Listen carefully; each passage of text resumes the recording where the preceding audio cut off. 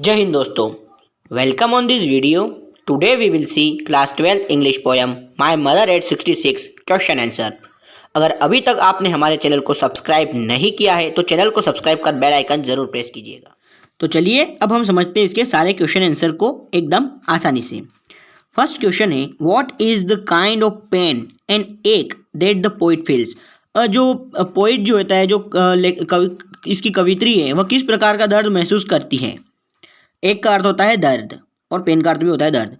The poet while living her parents home, जब कवियत्री अपने माता पिता का घर छोड़कर जाती है. Observe her mother's pallid face, उसे अपनी माँ का पीला चेहरा याद आता है. The ashen face of her mother lost of all vitality and colour bears resemblance to a corpse. कवि के लिए अपनी माँ का एशियन चेहरा यानी कि जो पीला पड़ जाता है, जो अपने जीवन की सारी शक्ति और रंग से खो गया है, एक लाश के जैसा दिखता है. कॉप्स का अर्थ होता है लाश. She realises with pain that her mother has grown old and is nearing her death. वह दर्द के साथ महसूस करती है कि उसकी माँ बूढ़ी हो गई है और उसकी मृत्यु उसके करीब है. Such thoughts make her recollect her childhood fear and anxiety of losing her mother.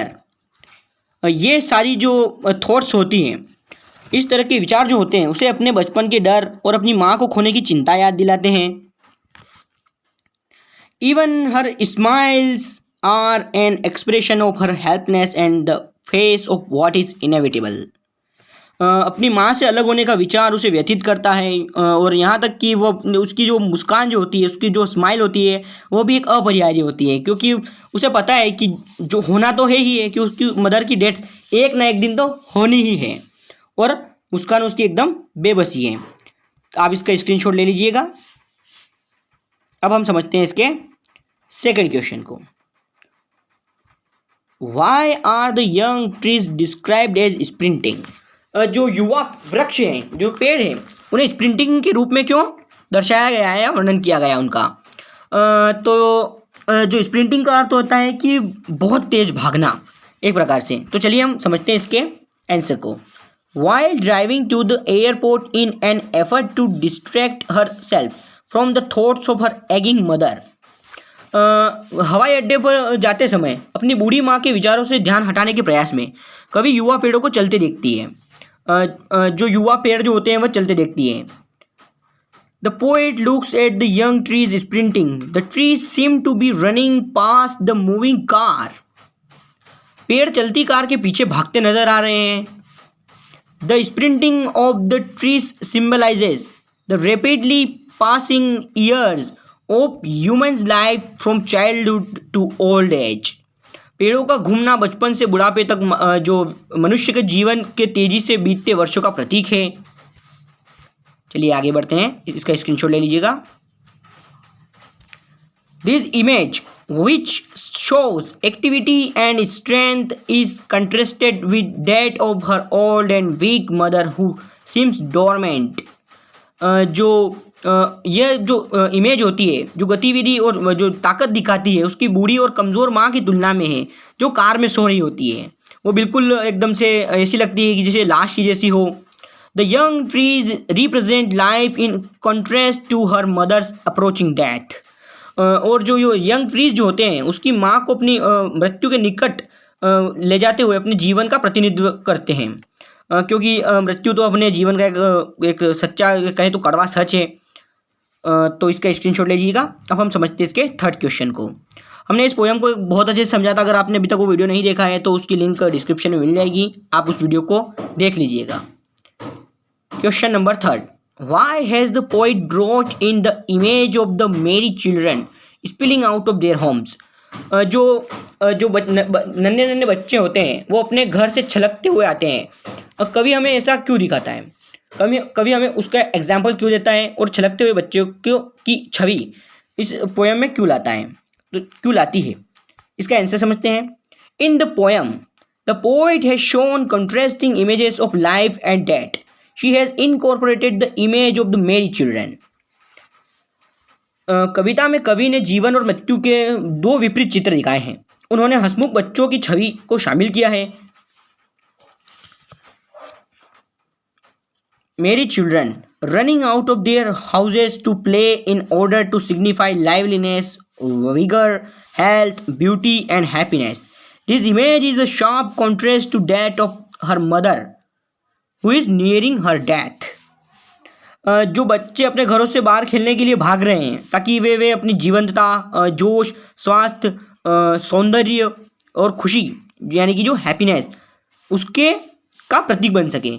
यह छवि उसकी माँ की छवि के बिल्कुल विपरीत है जो अपनी मृत्यु के करीब है। Death and has become old, inactive, weak and withered. The poet has juxtaposed the two images to indicate the contrast between them. Childhood marks the beginning of life, whereas old age marks its end. जो उसकी माँ बिल्कुल कमज़ोर पड़ चुकी है, वो बिल्कुल निष्क्रिय हो चुकी है, मुरझा गई है। कवि ने इन दोनों इमेज को अपने बीच एक विरोधाभास को इंगित करने के साथ में जोड़ा है।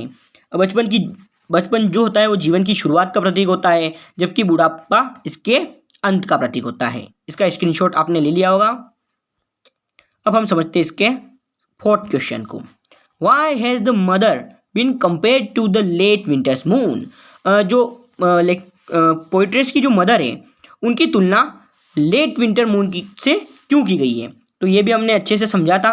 हम इसे एक बार इसका उत्तर देख लेते हैं। विद द ग्रोइंग एज, बढ़ती उम्र के साथ, the poet's mother has started losing all her vitality and radiance. बढ़ती उम्र के साथ कवि की माँ ने अपनी सारी जीवन शक्ति और अपने जो तेज होता है वो खोना शुरू कर दिया है।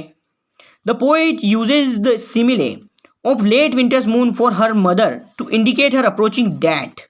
जो सिमिले का अर्थ होता है उपमा, जो कवि अपनी माँ के लिए उसकी मृत्यु के निकट आने का संकेत देने के लिए देर से सर्दियों के चांद की, जो सर्दियों का जो चांद होता है वो एकदम पीला पड़ जाता है, देर का चांद, इसके लिए उसका उपमा का प्रयोग करती है।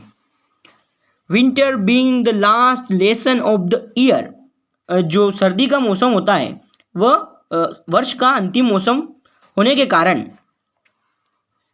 with the lifelessness and dormancy, and a winter's moon is also pale white in color, bearing close resemblance with her mother, who having lost all her strength and beauty looks wan and pale. To the poet, her mother's too is in the last phase of her life. सर्दी जो होती है, winter जो होती है, वो वर्ष का अंतिम मौसम होने के कारण बेजान और सुप्तता का पर्याय होती है, और सर्दियों का चांद भी पीला सफ़ेद रंग का होता है। बिल्कुल जो लेखिका की माँ के समान है, जो अपनी सारी शक्ति और सुंदरता खो चुकी है, और उनका चेहरा और वो खुद भी एकदम पीली पड़ गई है। उनकी माँ जो होती है वो भी अपने जीवन के लास्ट फेज में होती है। इसका स्क्रीनशॉट ले लीजिएगा। अब हम समझते हैं फिफ्थ क्वेश्चन को। What do the parting words of the poet and her smile signify?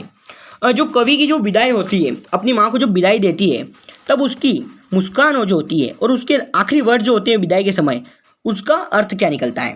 तो जब वो जाती है तो वो क्या कहती है कि सी यू सून अम्मा। चलिए हम समझते हैं। हमने इसको जब इसका पूरी चैप्टर का जब वो देखा था तो हमने आसानी से समझा था। The poet's parting words see you soon Amma, कवि की जो विदाई के जो शब्द होते हैं, जल्द ही मिलते हैं अम्मा, क्योंकि वो एक साउथ इंडियन है तो वहाँ पर माँ को जो अम्मा कह के बोला जाता है, उसकी माँ को उसकी विदाई और उसे आशावाद और उत्साह के छोड़ने के प्रयास के दोनों को दर्शाता है। Signify both her farewell to her mother and an effort to leave her with optimism and cheer, क्योंकि उसे पता तो होता है कि उसकी मदर की एज जो होती है वह 66 की हो चुकी होती है और उनकी डेथ जो है वह नियर है, तो वह खुद को भी एक आशावादी रूप देती है और खुद को भी चीयर करती है कि सी यू सून अम्मा, हम अम्मा जल्दी मिलेंगे, और उसकी माँ को भी एक तरह से आशा देती है। They also enable the poet to empathise with the sense of isolation faced by her mother in the old age. और वे जो कवि जो होता है बुढ़ापे में अपनी माँ के द्वारा सामने किए गए जो सारे जो कष्ट होता है उसको भी सहानुभूति रखने के लिए सक्षम बनाती है। उसकी मुस्कान उसकी माँ की जो बिल्कुल अपरिहार्य और उसकी बेबसी को दर्शाती है। Her smiles signify her helpless at the face of her mother's inevitable death. बिल्कुल, क्योंकि वो उसकी मदर की डेथ को बचाने के लिए तो कुछ कर नहीं सकती है, लेकिन फिर भी वो स्माइल के साथ अपनी मदर को विदा करती है या खुद वहाँ से अपनी मदर खुद वहाँ से विदा लेती है। तो चलिए आज हमने समझा इसके सारे क्वेश्चन आंसर को। आप इन्हें अच्छे से पढ़िएगा, याद करिएगा। एक वीडियो और हम लाएंगे जिसमें इसके कुछ एक्स्ट्रा क्वेश्चन भी बनते हैं, वो भी हम दिखाएंगे। अगर आपको ये वीडियो पसंद आया हो तो वीडियो को लाइक कीजिएगा, आपके ज़्यादा से ज़्यादा फ्रेंड्स के पीछे से शेयर कीजिएगा, और वीडियो देखने के लिए धन्यवाद।